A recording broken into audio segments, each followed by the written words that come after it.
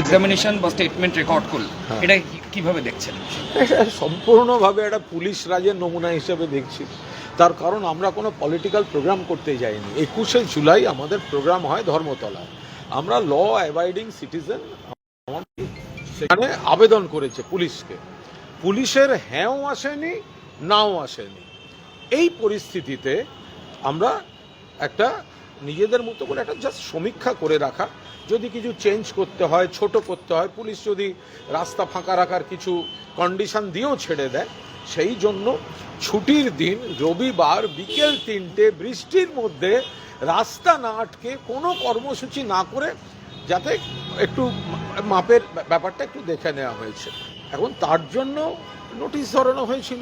আমি এসেছিলাম, পুলিশের প্রেমপত্র পেয়ে এসেছি, তদন্তে সহযোগিতা করেছি। তারা নানা রকম প্রশ্ন করেছেন, আমি সেই প্রশ্নগুলোর উত্তর দিয়েছি। আমার সব প্রশ্ন মনে নেই, বলাও ঠিক নয়, তবে এরকম একটা ধরতে পারেন, মানে একটুখানি কল্পনা মিশিয়ে, যে রাস্তাটায় দাঁড়িয়েছিলেন পিচের রাস্তা ছিল না মাটির রাস্তা ছিল। আচ্ছা, যে গাছটার তলায় দাঁড়িয়েছিলেন ওটা পলাশ গাছ ছিল না কৃষ্ণচূড়া গাছ ছিল? আপনারা যখন দাঁড়িয়েছিলেন তখন কলক্ষ গাড়ি আপনাদের জন্য অবরুদ্ধ হয়েছিল। তা আমি কিছু ছবি ওনাদের দিলাম, তাতে দেখা যাচ্ছে একটা ধুধু রাস্তা, এবং আমরা কোনো অবরোধ কোনো কিছু করিনি, কোনো পলিটিক্যাল প্রোগ্রাম করিনি। তো আমরা যা যা বলার সেগুলো বলেছি। আমরা পুলিশকে তো সহযোগিতা করছিলাম। আমরা যে কারণে এসছিলাম, যে পুলিশ তখনও হ্যাঁও বলেনি, নাও বলেনি। না বললে নিশ্চয়ই আসতাম না। হ্যাঁ বলার সময় যদি কোনো কন্ডিশন দেন, যে এটা ছোট করতে হবে, ওটা বড় করতে হবে, ওই জায়গাটা ছাড়তে হবে, তার একটা প্রাথমিক বিষয় দেখে নেয়া। তো দেখে নেওয়ার জন্য তো এটার জন্য যে পুলিশকে চিঠি দিতে হয় বা এটা যে অপরাধ, এটা কে বুঝবে? সবচেয়ে বড় কথা, যে জায়গাটা সভা না করার জন্য আজকের সরকার তারা এত বড় বড় নির্দেশিকা দিচ্ছেন, ওই সভায় আজকের মুখ্যমন্ত্রী কতবার বক্তৃতা দিয়েছেন বলুন তো? ওই একই জায়গায় ভিক্টোরিয়ার হাউসের সামনে তৃণমূলের শহীদ তর্পণের যে সভা, সেখানে আজকের মুখ্যমন্ত্রী কতবার মমতা বন্দ্যোপাধ্যায়ের নেতৃত্বাধীন তৃণমূল কংগ্রেসের লক্ষ লক্ষ কর্মীর সামনে তিনি কতবার বক্তৃতা দিয়েছেন। আজকে সেই শহীদ তর্পণের জায়গা ওখানে হবে না। আমরা আশা করেছিলাম ওখানেই সরকার দেবেন, সেই জন্য আমরা কিছু নিজেদের মতো রাস্তা না আটকে একটা মাপজোক রাখছিলাম, যে যদি সরকার কোনো কন্ডিশন দেয়, পুলিশ কোনো কন্ডিশন দেয়, এই দিকটা ছাড়তে হবে, ওই দিকটা কমাতে হবে, যাতে আমরা তৈরি থাকি। তো সেই জায়গায় দাঁড়িয়ে তারা নোটিশ দিয়েছেন, জিজ্ঞাসাবাদ করেছেন। আমি জিজ্ঞাসাবাদের যা যা উত্তর দেওয়া দিয়েছি, কিন্তু এর থেকে প্রমাণিত হয় যে আচ্ছা, মমতা বন্দ্যোপাধ্যায়কে যদি তৃণমূল কংগ্রেস নাকি দুর্বল হয়েছে, মমতা বন্দ্যোপাধ্যায় এই হয়েছেন, অমুক সরকারের পৃষ্ঠপোষকতায় দল নাকি ভাগ করার চেষ্টা হচ্ছে, তা এত ভয় কিসের? তাহলে মমতা বন্দ্যোপাধ্যায়ের 21শে জুলাই শহীদ তর্পণের জন্য আইন জারি করে সমস্ত জনসভা বন্ধ করে দিতে হবে। ফিতে দিয়ে মাপলে পুলিশ করতে পারবে। ওনারাই লজ্জায় পড়ে গেছে, ওনাদের উপর আমার কোনো রাগ নেই, ওনারাই বিরাট লজ্জায় পড়ে গেছে যে এরকম একটা ওপর থেকে এসছে যে ওনাদেরকে এই বিষয়টা নিয়ে লোককে বিরক্ত করতে হচ্ছে। ওখানে কি জায়গা দেওয়া হচ্ছে না, সেটা তো কাল জানিয়ে দিয়েছে, ওনারা দিচ্ছেন না। তাহলে কোয়েশ্চেন ডাজ নট অ্যারাইজ। আমার তো সেটাই প্রশ্ন।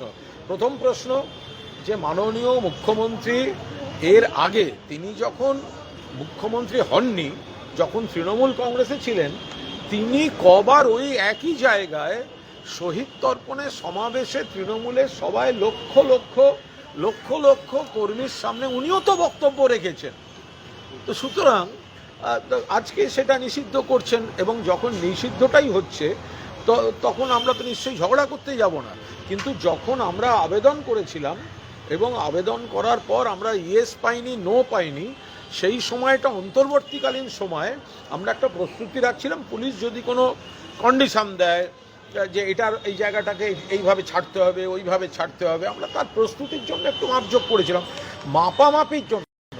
প্রোগ্রাম নয়, পথসভা নয়, অবরোধ নয়, ছুটির দিনে ফাঁকা রাস্তায় বৃষ্টির মধ্যে মাপামাপি। এখন প্রশ্নগুলো তারা তাদের মতো করেছেন, আপনারা এইভাবে ধরতে পারেন, পিচের রাস্তা ছিল না মাটির রাস্তা ছিল? যে গাছটা দেখেছেন ওটা পলাশ গাছ নাকি ওটা কৃষ্ণচূড়া গাছ, যে ফিতে দিয়ে মেপেছেন ওটা প্লাস্টিকের ফিতে নাকি পাটের তৈরি ফিতে, আপনারা কোন দিকে মুখ করে দাঁড়িয়েছিলেন, উত্তর দিকে না দক্ষিণ দিকে?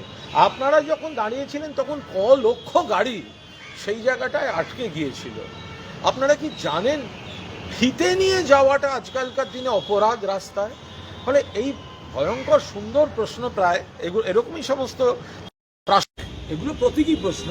এই ভয়ঙ্কর সব দেখে একটা পুলিশ রাজের নমুনা মাননীয় মুখ্যমন্ত্রী, আপনিও তো রাজনীতি করে উঠেছেন, আপনি তো একেবারে গ্রাসরুটের রাজনীতি করে উঠেছেন, বিরোধী রাজনীতি করেছেন, এই দলের শহীদদের তর্পণও আপনি করেছেন, তারপরে কি এগুলো সমস্ত ঠিক হচ্ছে? কুণালদা, আজকে ঋতব্রত, অরূপ রায় এরা সব দিল্লি গেছে, জনের টিম আগামীকাল ইলেকশন কমিশনের ফুল বেঞ্চ জ্ঞানেশ কুমারের নেতৃত্বে, সেখানে ওরা মিট করবে। তৃণমূল কংগ্রেসের প্রতীক থেকে তহবিল সবকিছুর ওরা ক্লেম করে। দেখুন, এটা গোটাটাই তো চলছে বিজেপি স্পন্সর, ওদের মিটিংয়েও তো সেই দিল্লি থেকে আসা লোকেরা বসে থাকছে। তো ফলে এটা যাই হচ্ছে সেটা একটা নির্দিষ্ট পরিকল্পনা এবং তৃণমূলকে ড্যামেজ করার চক্রান্ত এবং পৃষ্ঠপোষকতা নিয়ে হচ্ছে। যারা যারা গেছেন, আমি সকলকে বলবো না, তাদের কারুর নামে কি কি মামলা আছে খেয়াল করেছেন? কার নামে খুনের মামলা আছে? কেউ খুনের মামলায় ভালো তৃণমূল সাজছেন, আর যিনি খুন হয়েছেন তার স্ত্রী মুখ্যমন্ত্রীর কাছে বিচার চাইতে যাচ্ছেন। তারা বাঁচতে যাচ্ছেন, বাঁচতে চাই বিজেপি তাই। খুনের মামলা আছে, বাঁচতে চাই বিজেপি তাই। অবৈধ সম্পত্তির মামলা আছে, বাঁচতে চাই বিজেপি তাই। ধর্ষণের মামলা আছে, বাঁচতে চাই বিজেপি তাই। আমার বিরুদ্ধে মামলা নেই, কিন্তু যদি ভিত্তিহীন মামলা দিয়ে দেয়, চাপ আছে, বাঁচতে চাই বিজেপি তাই। আমার বিরুদ্ধে মামলা নেই, কিন্তু আমার চারপাশের লোকদের মামলা থ্রেট দেওয়া হয়েছে, বাঁচতে চাই বিজেপি তাই। এটা কোনো বিরোধী দল না, এটা একটা বকলস পরা বিরোধী। সরকার যারা চালাচ্ছে তারাই একটা বকলস পরা বিরোধী রাখতে চাইছে, যাতে তাদের সরকার চালাতে সুবিধা হয়। এরা তৃণমূলের টিকিটে জিতে মমতা বন্দ্যোপাধ্যায়ের পিঠে ছুরি মারছেন, নিজেদের এলাকায় যেতে পারছেন না, আত্মীয়দের কাছে অধিকাংশই মুখ দেখাতে পারছেন না। তবে সবার দোষ নেই, অনেককে চাপ দিয়ে কয়েকজন অর্গানাইজড ওয়েতে বেইমানি করছেন, আর কয়েকজনকে চাপ দিয়ে পুলিশ প্রশাসন দিয়ে, একজন বিধায়ক বিধানসভায় ওদের কথা শোনেননি বলে তার সিকিউরিটি উইথড্র করে নেওয়া হয়েছে। তো এই ধরনের পুলিশ রাজের চাপ দিয়ে তৃণমূলকে ভাঙার চেষ্টা করছে দিল্লির বিজেপি। অভিষেক ব্যানার্জির কণ্ঠস্বরের নমুনা রেকর্ডিংয়ের জন্য গতকাল উনি হাইকোর্টের দ্বারস্থ হয়েছিলেন, ইমিউনিটি পাননি, হাইকোর্ট ইন্টারভেন করতে চাননি। আজকে বিধাননগর এসিজেএম বলল আগামী 8 তারিখ সকালবেলা ওনাকে আসতে হবে এবং সিআইডিকে সেই মোতাবেক জানিয়েও দেওয়া হচ্ছে।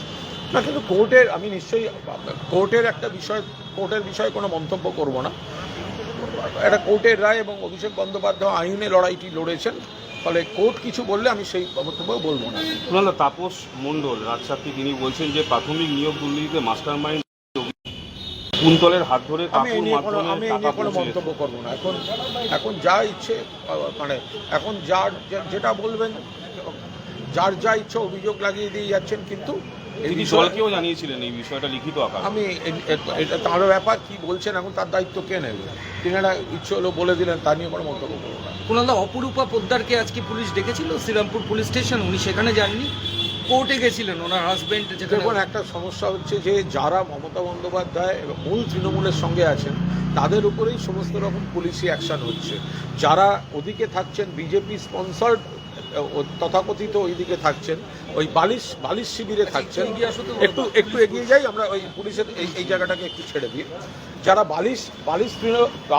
বালিশ শিবিরের দিকে যাচ্ছেন, তো সেই দিকে বালিশ শিবিরের দিকে যাচ্ছেন, তো তাদের কাছে পুলিশের অ্যাকশন হচ্ছে না। তার কারণ হচ্ছে বালিশ শিবিরের দিকে যাচ্ছেন, সেখানে অ্যাকশন হচ্ছে না। তা বিরাট টাকার অভিযোগ, সঙ্গে সঙ্গে বেল, অস্ত্র নিয়ে অভিযোগ, আর্মস অ্যাক্ট দিতে পুলিশ ভুলে যাচ্ছে। তাহলে এইভাবে বেশি দিন চলবে না।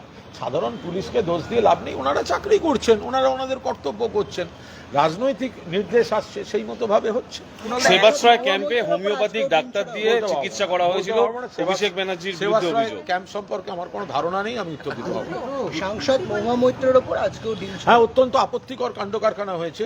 মহুয়া একটি বৈঠক করছিলেন, সেখানে তৃণমূল কংগ্রেসের সবাই ছিলেন, সেখানে জমায়েত করে হামলা হয়েছে, ডিম ছোড়া হয়েছে, এবং সেখানে পুলিশ সেই বেআইনি জমায়েত, বিজেপির জমায়েতকে সরাতে কোনো ভূমিকা পালন করেনি। অত্যন্ত আপত্তিকর কাজ হয়েছে। 1,10,00,000 লোকের কাছে অন্নপূর্ণা ভান্ডারের টাকা, অন্নপূর্ণা ভান্ডার কি করে প্রায় 1,40,00,000 প্রায় কমে যাচ্ছে।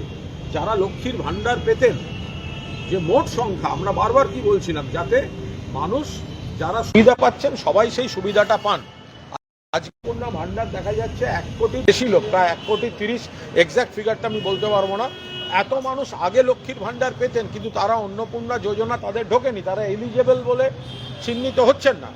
আমরা রাজ্যপালের ভাষণেও দেখেছি, মাননীয় অর্থমন্ত্রীকেও বাজেটের সময় আমরা অনুরোধ করেছিলাম, এই যে আপনারা বলছেন যোগ্য মহিলাদের দেয়া হবে, এই যোগ্যতার মাপকাঠিটা কি, সেটা না দিলে তো যারা বিভিন্ন, মমতা বন্দ্যোপাধ্যায় জন্ম থেকে মৃত্যু পর্যন্ত বিভিন্ন বয়সের বিভিন্ন মানুষকে যে সুবিধাটা দিচ্ছিলেন, আর্থিক সুরক্ষা দিচ্ছিলেন, তো সেটা তো সেইটা তো কমে যাচ্ছে সংখ্যা।